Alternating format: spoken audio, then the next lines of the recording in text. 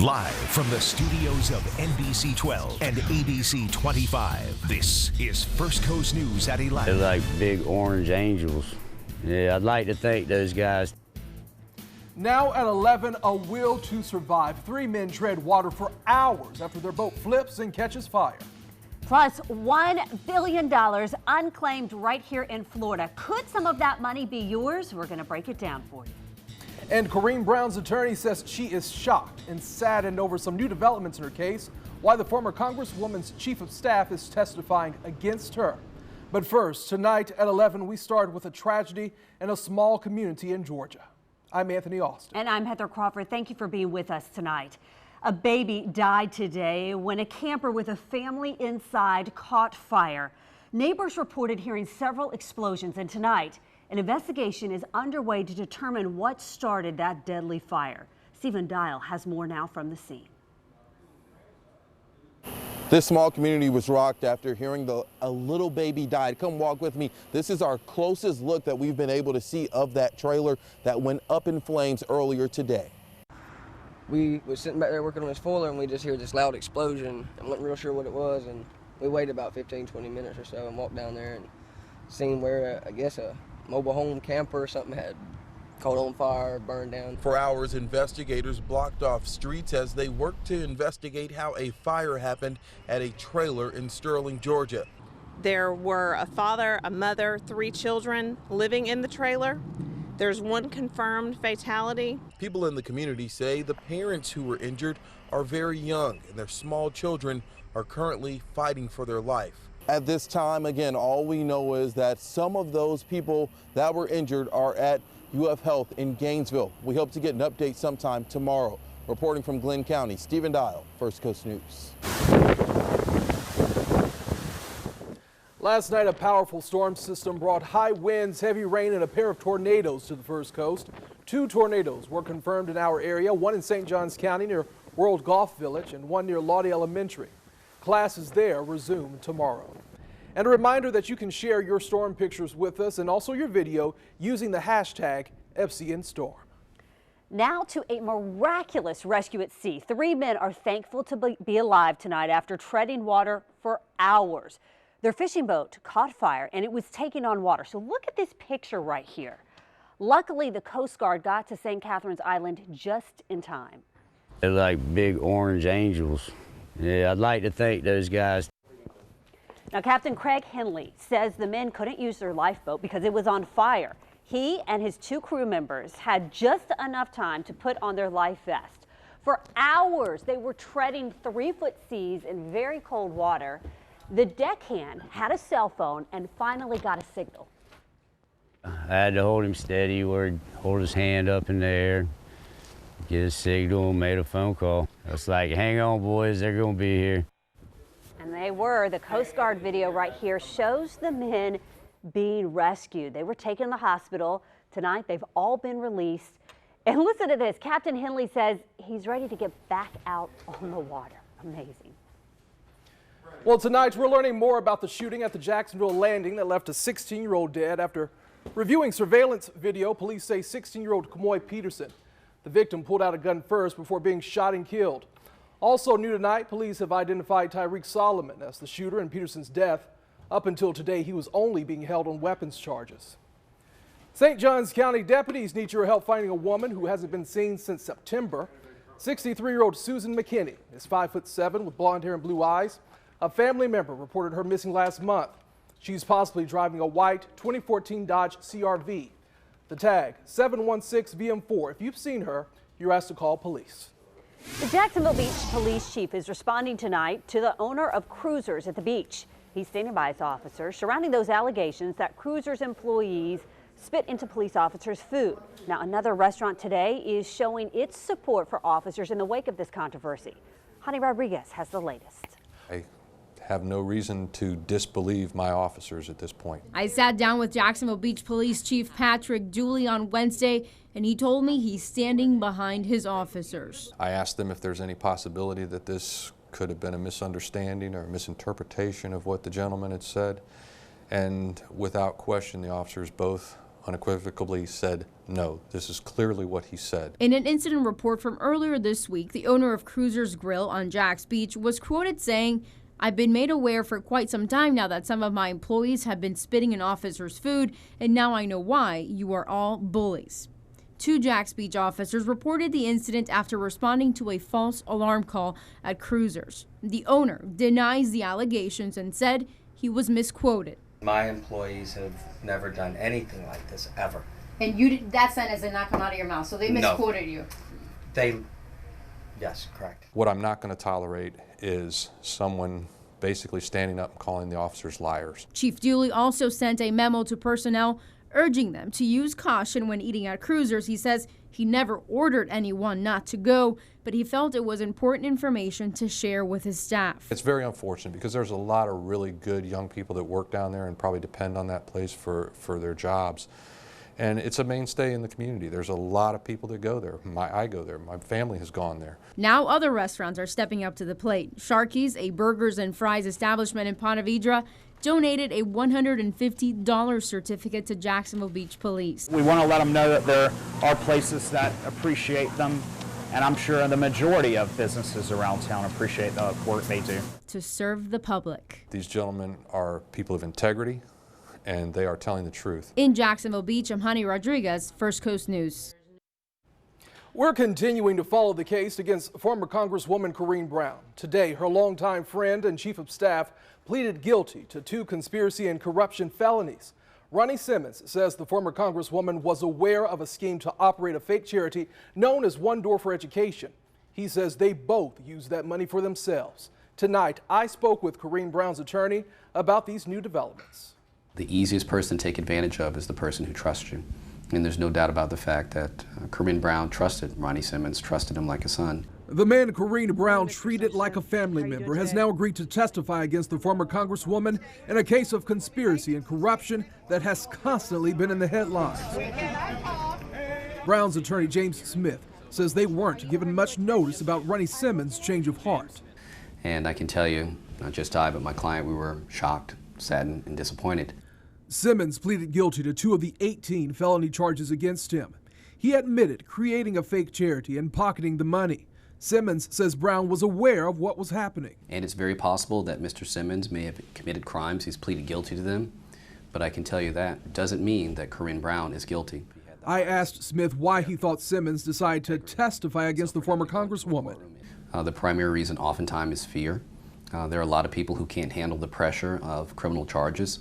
There may be some benefits or inducements that were given to him that encouraged him to plead guilty.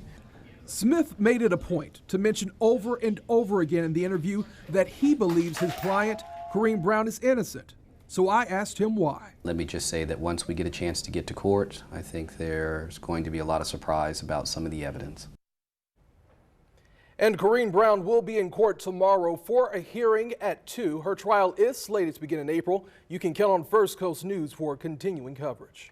A dangerous incident unfolded on Highway 301 in Bradford County. Police say that 2 men got into a shootout. It was all caught on dash cam video. So in this video, you can see a white SUV cut in front of a semi truck. Moments later, the semi catches up with it and flashes his lights. That's when someone in the white truck begins waving an object out of the window, possibly a handgun. The semi driver pulls over, fires several shots at that white SUV. No one was hurt, but both drivers have been arrested. The driver of the SUV says that he has PTSD and does not remember pulling out a gun. The semi driver claims self-defense. 2 Florida women just hit the jackpot. They received $60,000 from the state they didn't even know they had. So right now, $1 billion in money and property is unclaimed in Florida. So Ken Amaro is on your side tonight with how you could get a chunk of that.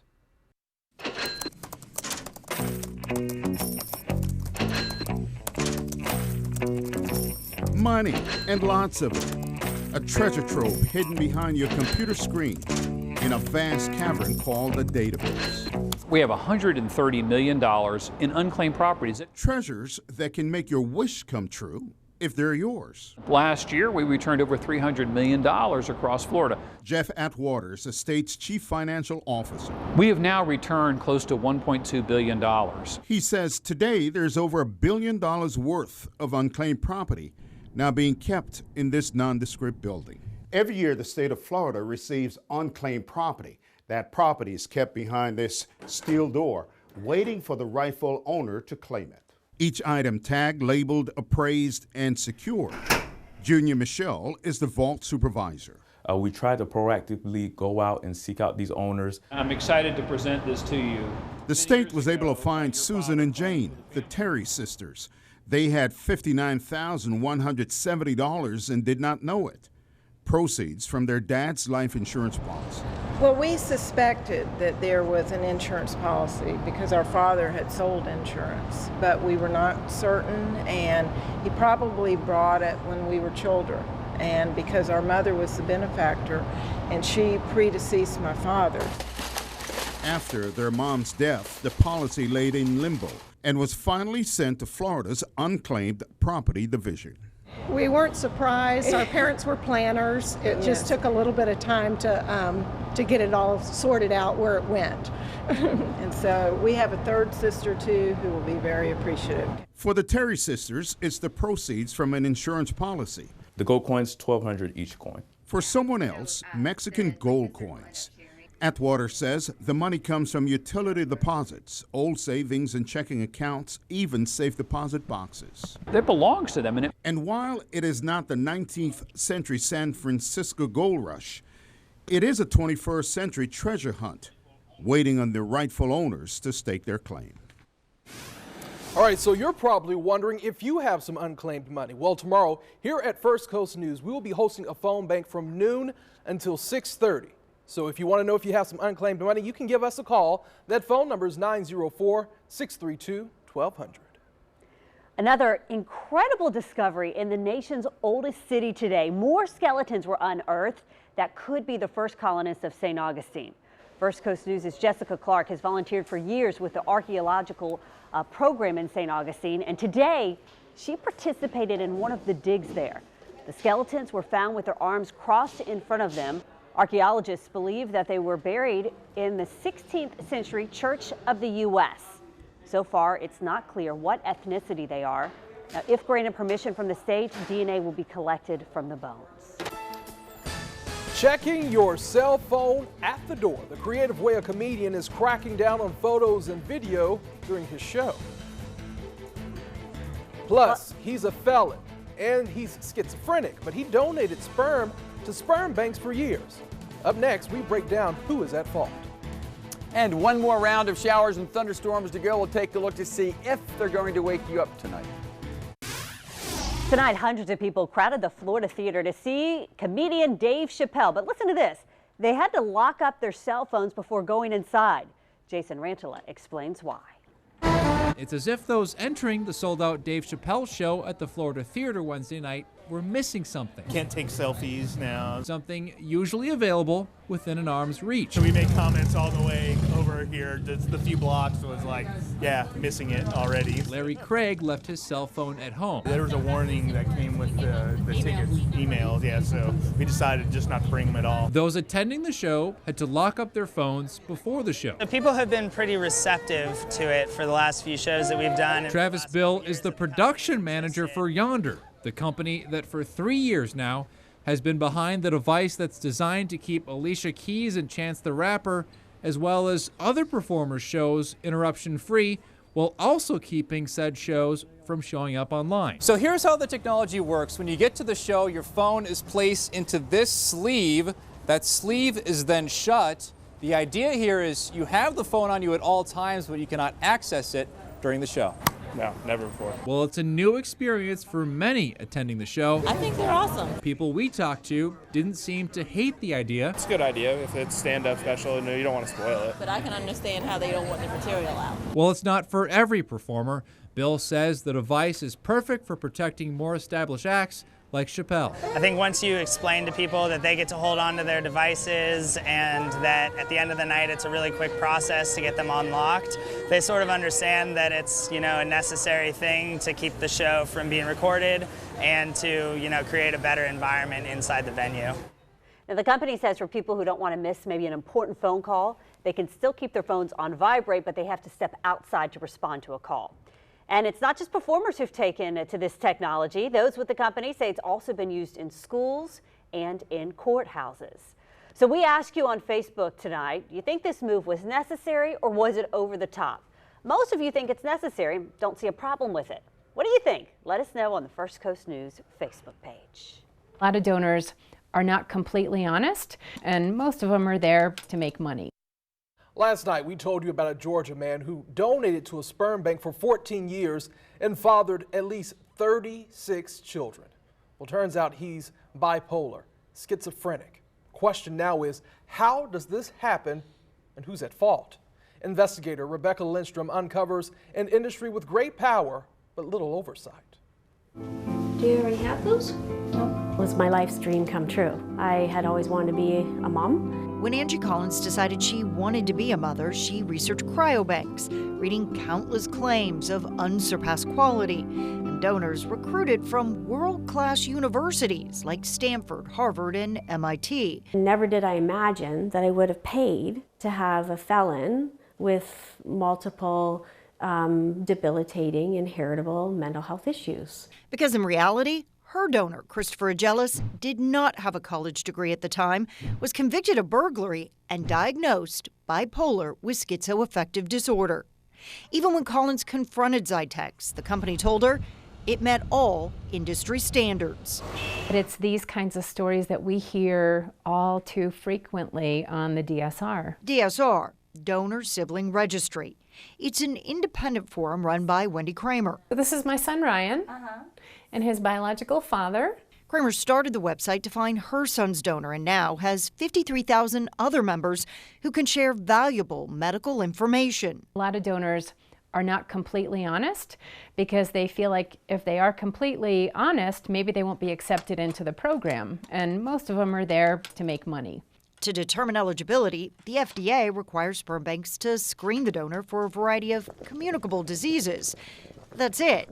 It makes smoke come out of your ears. It's so disturbing.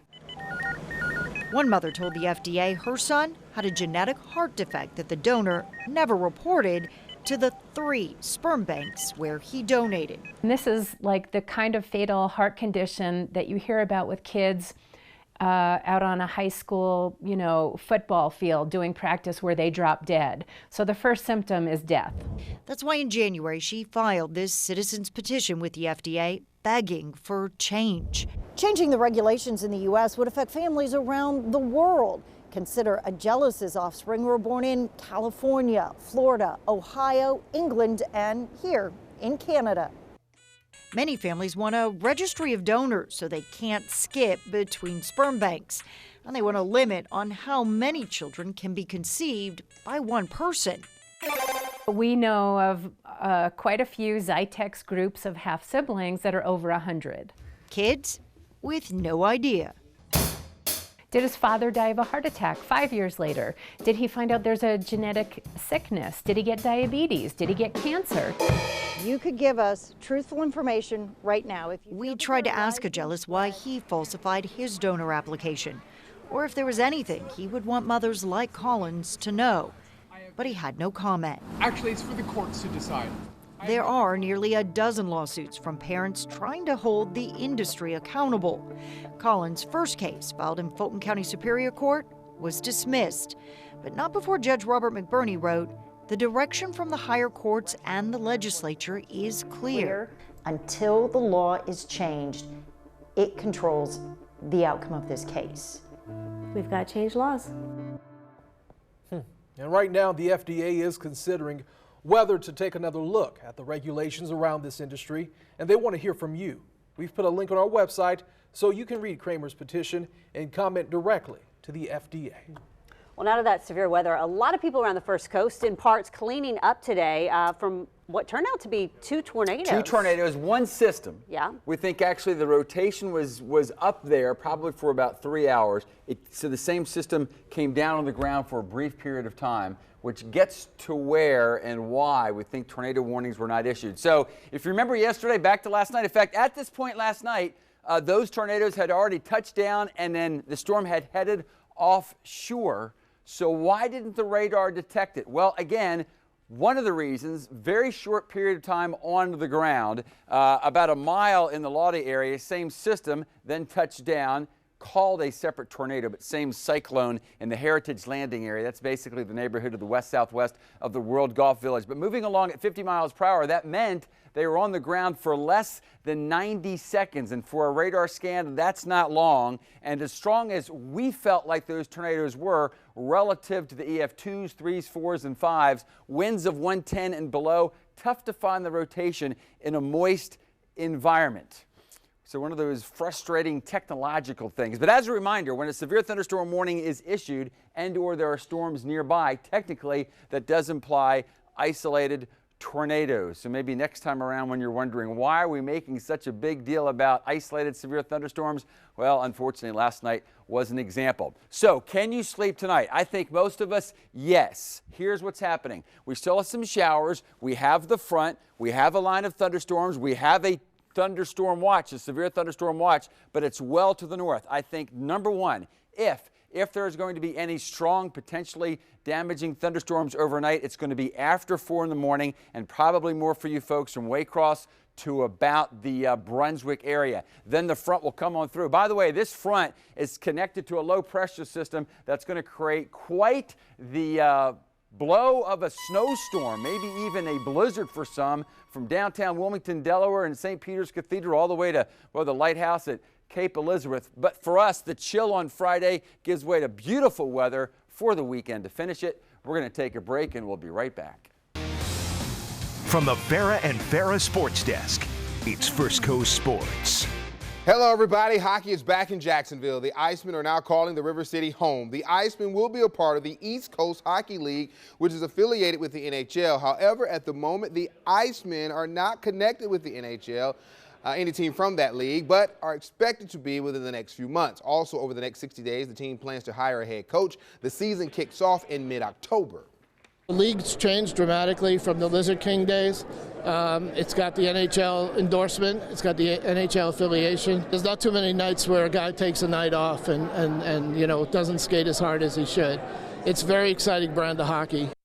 Tonight, several of our local boys prep basketball teams all battle for the right to advance to Friday's district championship games. Ribault taking on Bishop Kenny over at Terry Parker. Trojans led by 9 at the half, third quarter. Here come the Crusaders. Adam Bowen Schultz with a tough basket. BK looking to get this one going on. Ribault creates some momentum. Dwayne Kemp all alone down low. And then great ball movement. Miles Wilson with the easy put in. Trojans working the court. Ribault will go on to win this game by double digits, 61-48. Paxson in its own Paxson at Terry Parker, who's in its own home gym. And if you haven't heard of this freshman, Isaiah